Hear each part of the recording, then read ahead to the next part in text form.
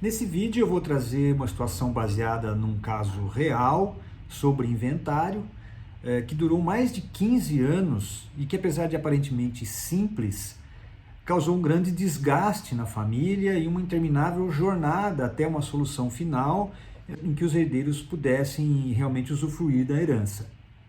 Depois eu vou trazer ideias de planejamento patrimonial, familiar e sucessório que, se tivessem sido realizadas, poderiam evitar todos esses transtornos. O objetivo é oferecer informações relevantes para que as famílias possam pensar, refletir e planejar a sucessão. O casal, na faixa de 40 anos de idade, ambos com filhos de primeiros relacionamentos e uma filha menor em comum. Para preservar a identidade do casal e dos envolvidos e o sigilo, vamos chamar aqui, hipoteticamente, de Carlos e Ana. Carlos, um empresário e titular de patrimônio diversificado entre bens móveis e imóveis. Ana, uma profissional liberal e exercendo atividade autonomamente, não possui bens, mas tem a guarda de filho do primeiro relacionamento. Carlos é acometido de doença grave, que vem a falecer sem deixar testamento. Na ausência de um planejamento patrimonial da família, torna-se obrigatória a abertura do processo de sucessão através do inventário e, considerando a existência de uma filha menor, há de ser realizado o inventário judicial, não podendo ser o inventário extrajudicial, uma vez que existe interesse de menor envolvido na herança. O inventário e os seus desdobramentos perduraram por mais de 15 anos para uma solução final. Realmente o inventário é extremamente moroso e extremamente oneroso e causa grande dilapidação do patrimônio da família quando não tem uma solução ou quando existem várias situações que estão atreladas a esse inventário que causam essas dificuldades de finalização do processo sucessório. O caso tem algumas peculiaridades que eu vou trazer aqui. Primeiro, o filho do primeiro relacionamento de Carlos, apesar de maior de idade, vai entrar na partilha como sucessor legítimo juntamente com a cônjuge, a Ana, e a filha menor do casal. A filha menor do casal, como dito, havendo interesse de menor, o processo, além de ser judicial, tem obrigatoriamente a participação do Ministério Público no processo.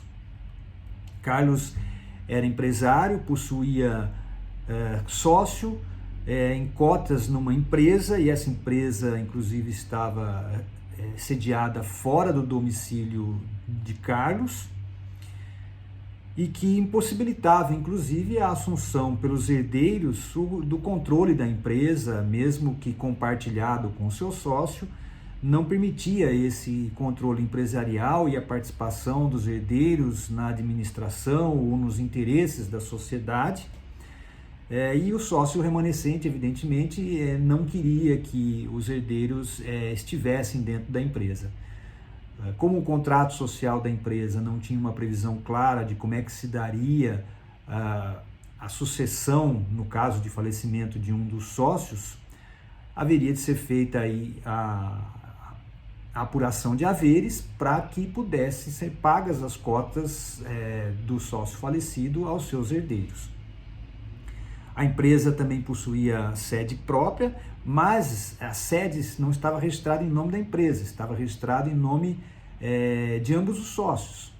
Portanto, com o falecimento de Carlos, a parte que lhe cabia nesse imóvel entraria para o rol dos bens a serem partilhados aos seus herdeiros. Não só a empresa, mas como também parte dos imóveis do patrimônio de Carlos estavam fora do seu domicílio.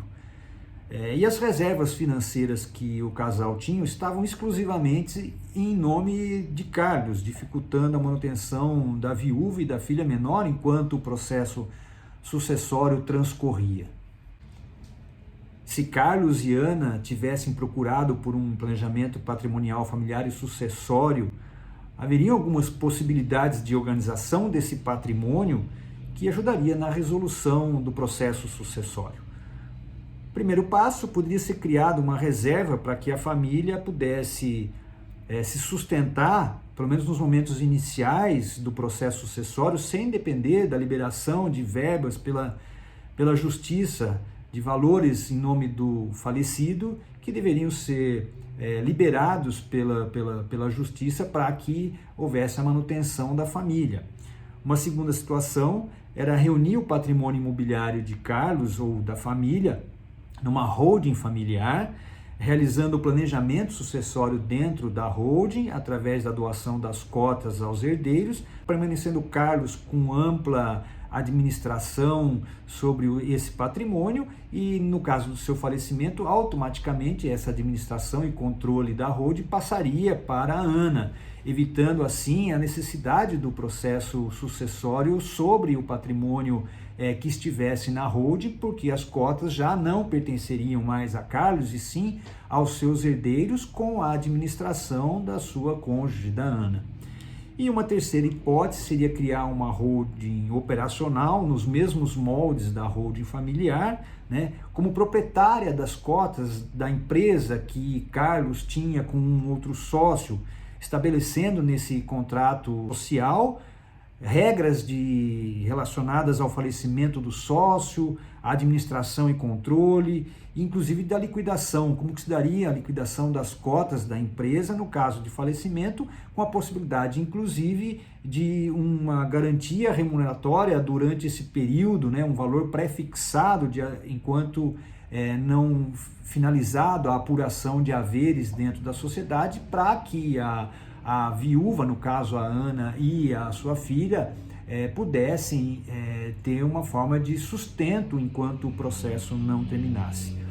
Enfim, existem várias possibilidades para se fazer um planejamento patrimonial, familiar e sucessório que evitaria todo esse transtorno e principalmente evitaria 15 anos de desgaste com o processo de inventário.